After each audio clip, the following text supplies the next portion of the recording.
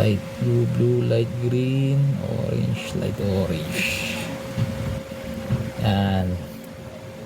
Hindi tayo expert pagdating dito, no? Pero kahit pa paano may konti tayong nalalaman kung paano lagay ng RJ45 connector sa LAN cable. Yan. Kung paano mag-crimp.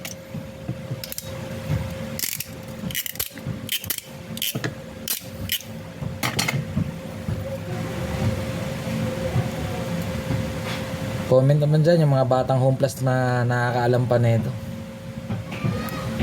Magkano kinita nyo?